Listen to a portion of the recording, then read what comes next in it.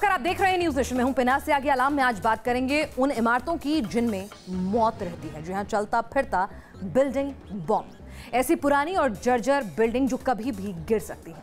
ऐसी इमारतों को प्रशासन डेंजरस डिक्लेयर करके अपना कामकाज तो खत्म कर देता है, लेकिन इसके बावजूद उसमें लोग रहते रहते हैं और फिर अचानक हादसे की खबर आती है कि ये इमारत धराशायी होकर गिर गई। बड़ा हादसा हो गया, लोग फंसे हुए हैं, उनकी मौत हो गई। ये सिलसिला साल दर साल चलता रहता है। जर्जर इमारतें लोगों को यूं ही मौत की नींद सुलाती रहती है।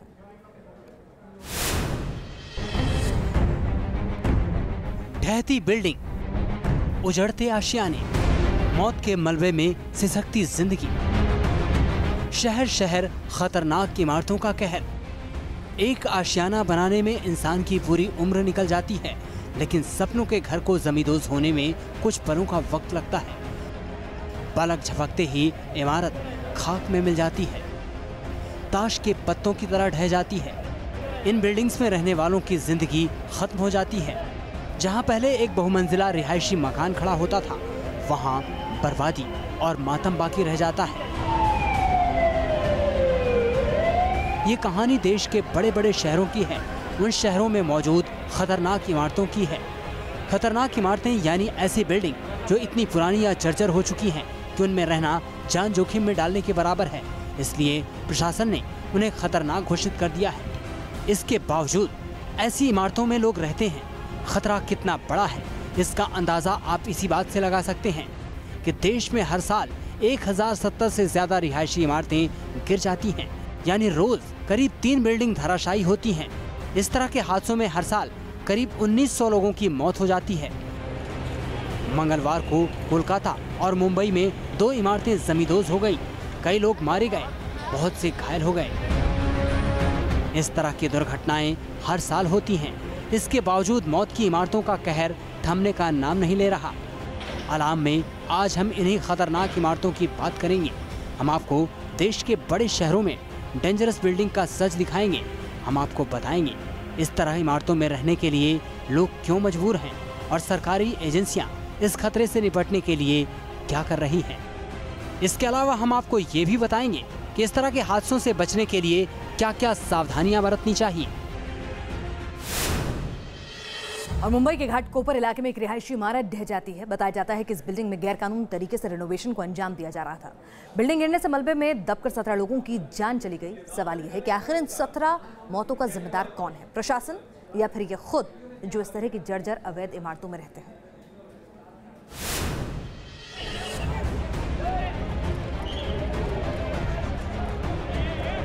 ये तस्वीरें बर्बादी की कहानी बयां कर रही हैं। एक इमारत गिरी और 17 लोग मौत की नींद सो गए।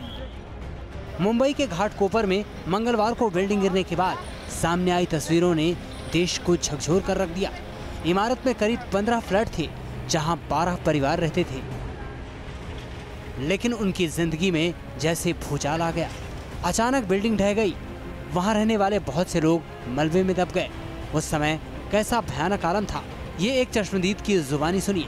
जैसे आवाज़ आया, बीबी, वाइफ और बच्ची तीनों पहले बाहर निकले। मैं टॉवल पे था, मैं पैंट पहनने गया। पैंट पहनने के बाद निकला और मैं ऊपर चढ़ने के लिए गया टेरेस के ऊपर। दो दादरा में चढ़ा होगा और पूरा बिल्डिंग नीचे आ गया। 9:30 के करीब मैं और मेरा मिसेस बाइक लेके आ रहे थे, तो सारी मिट्टी हमारे आंखों में चली गई और लोग ये रोड जो दामोदर पार्क है वहाँ से अंदर दौड़ रहे थे। हमने गाड़ी पार्क साइड में कर दी और उधर जाके देखा तो पूरी बिल्डिंग करीबन 10:30 के करीब बिल्डिंग पूरी ढह चुकी थी।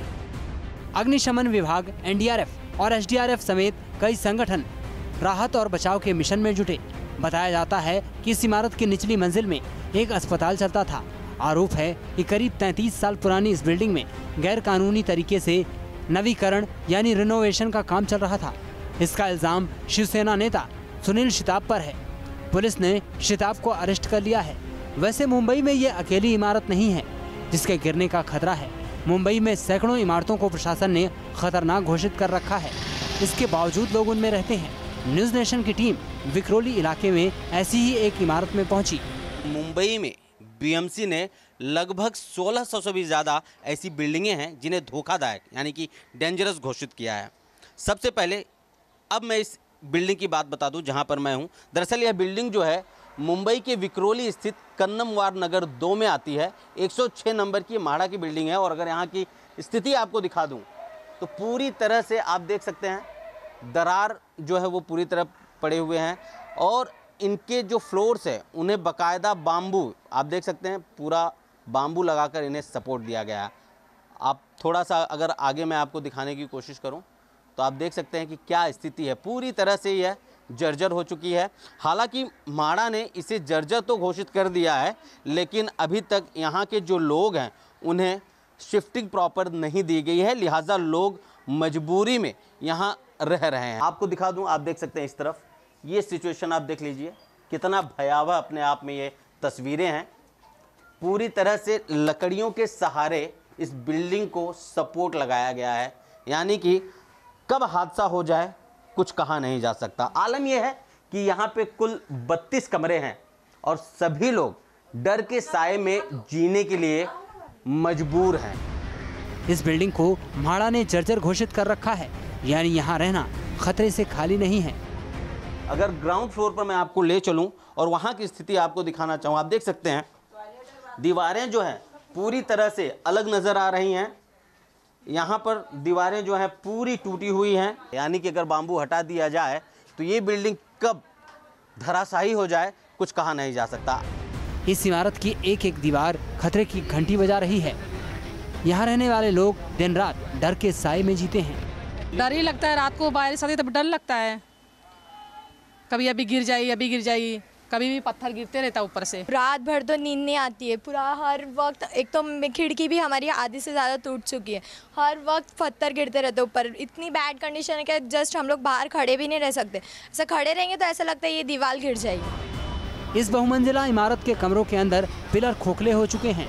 ये बिल्डिंग किसी भी वक्त गिर सकती है, इसके बावजूद यहाँ लोग रहने को मजबूर हैं।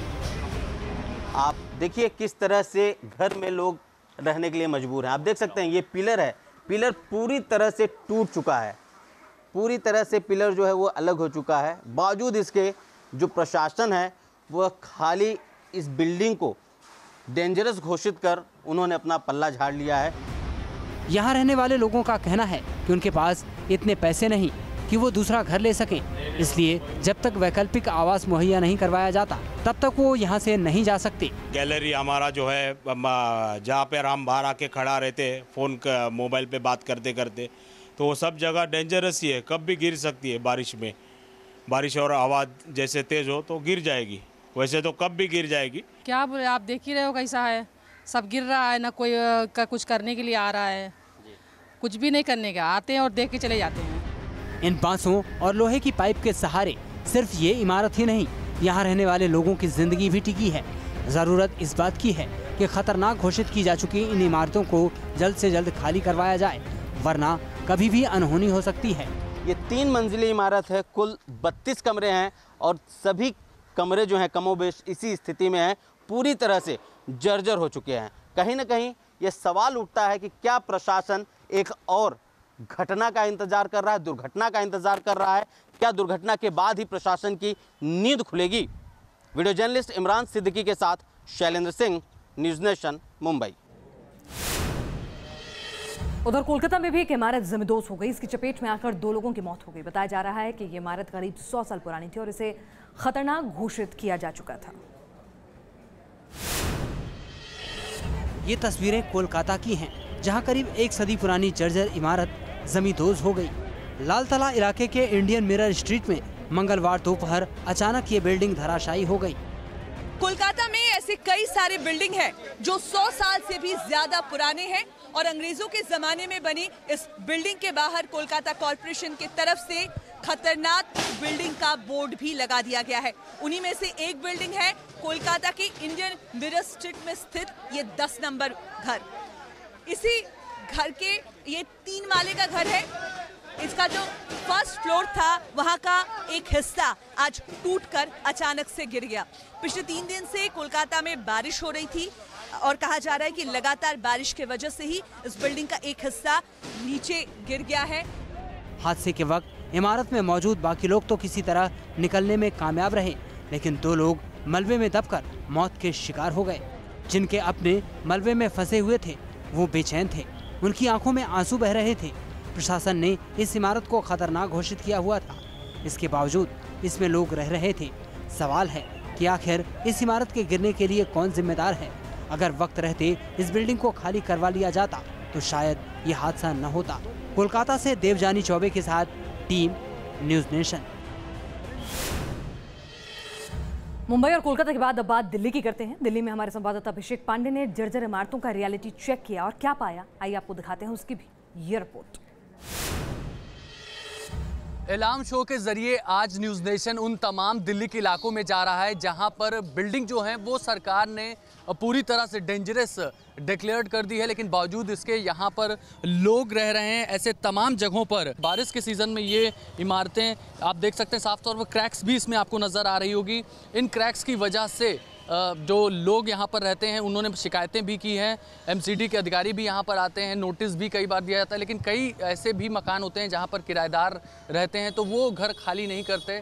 इस तरह से दिक्कतें भी आती हैं कई जगह। कई ऐसे इलाके हैं, चाहे चांदनी चौक की बात की जाए, किनारी बाज़ार की बात की जाए, या अभी जहाँ मैं खड़ा हूँ निहारियन ये पूरा इलाका है, यहाँ पर भी एमसीडी की तरफ से नोटिस भेजा गया था कि ये डेडलाइन डिक्लेयर की गई थी कि जुलाई के महीने से पहले यहाँ पर काम जो है वो पूरा कर लिया जाएगा, रिपेयर कर लिया जाएगा। लेकिन अभी भी आप देख सकते हैं कि बुरी हालत है, खस्ता हालत है बिल्डिंग की, और यहाँ पर लोग रहने को अभी भी मजबूर हैं। ये पूरा मार्केट भी यहाँ से होकर के गुजरता है, इसके साथ ही साथ लोग भी यहाँ पर रहते हैं। बिल्डिंग तो 5-7 साल से जर्जर पड़ी है और 1 घंटा बरसात हो गई, 24 घंटा टपकती रहती है और सब गिरा पड़ा हुआ है। ये किसी भी समय गिर सकती है। जान का खतरा तो है ही है। बिल्डिंग ये बिल्कुल चूती है, पानी आता है इसमें।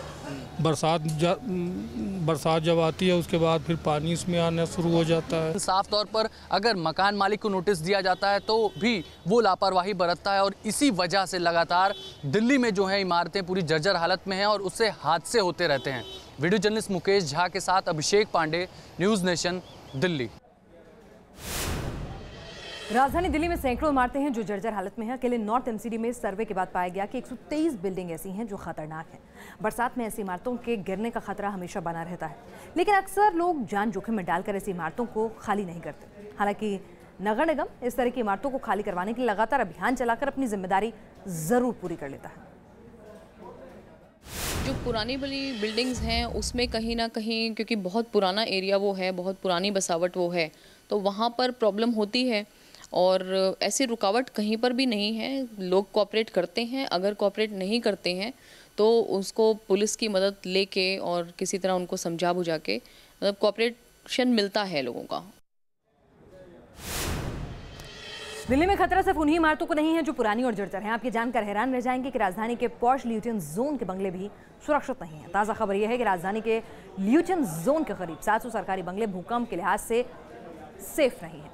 ये बात सरकार ने संसद में एक सवाल के जवाब में बताई है। और अगर जोर का भूकंप आता है तो हो सकता है कि दिल्ली के ल्यूटन जोन की ये इमारतें गिर सकती हैं। एक अनुमान के मुताबिक दिल्ली में आधे से ज़्यादा इमारतें इस तरह के झटकों को झेल नहीं पाएंगी। दिल्ली को भूकंप के लिहाज से बेहद संवेदनशील माने जाने वाले सिस्मिक जोन 4 में रखा गया है। एक रिपोर्ट के मुताबिक दिल्ली में अगर रिक्टर स्केल पर 6 तीव्रता से ज़्यादा का भूकंप आता है तो दिल्ली पर बड़े पैमाने पर जान माल का नुकसान हो सकता है।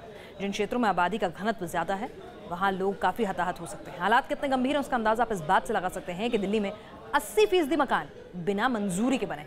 ये बात खुद नगर निगम कबूल रहा है, लेकिन वोट बैंक के लालच में हर बार चुनावों में इन अवैध कॉलोनियों को वैध करने का झांसा दिया जाता है और लोग खुद की ही जान के झांसे में बड़ी आसानी से आ भी जाते हैं। दिल्ली और मुंबई जैसे महानगरों में ही नहीं, अमृतसर की बात करें तो यहाँ भी पुरानी जर्जर बिल्डिंग हैं और इनकी भरमार है। बहुत सी इमारतें ऐसी हैं जो कभी भी धराशायी हो सकती हैं और कई बड़े हादसों को न्योता दे रही है। नगर निगम के रिकॉर्ड के मुताबिक इस समय कुल 96 इमारतें हैं जिन्हें नोटिस भेजा गया है। इनमें रिहायशी इमारतें और दुकानें शामिल हैं। बरसात के मौसम में जर्जर बिल्डिंग के गिरने का खतरा और ज़्यादा बढ़ जाता है।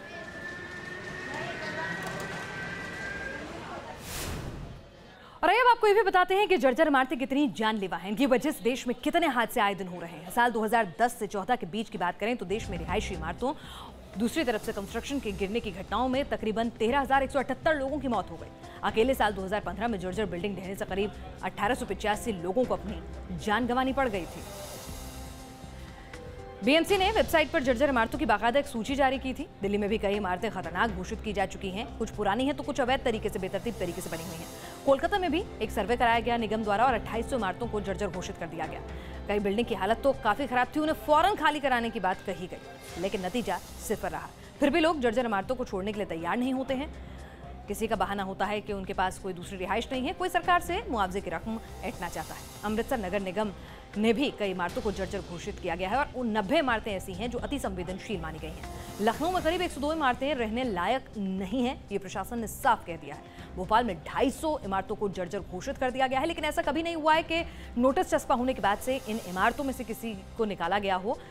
नोटिस चस्पा कर प्रशासन अपना काम कर देता है, लोगों के कानों तक जू तक नहीं रेंगती है। 2010 और 14 के बीच के आंकड़ों की अगर हम बात करें कि जर्जर इमारतों से होने वाले हादसों में कितने लोगों की जान गई है, जर्जर इमारत और जो अवैध निर्माण होते हैं या बेतरतीब तरीके से निर्माण होते हैं, अगर इन सभी हादसों को मिला लिया जाए तो 13,178 लोगों की जान गई है और 2015 में जर्जर बिल्डिंग ढहने से 1895 लोगों की मौत हो गई थी। तो आप भी सचेत होइए, हम आपको अलर्ट कर रहे हैं आज अलाम में इसी बिल्डिंग बॉम्ब से।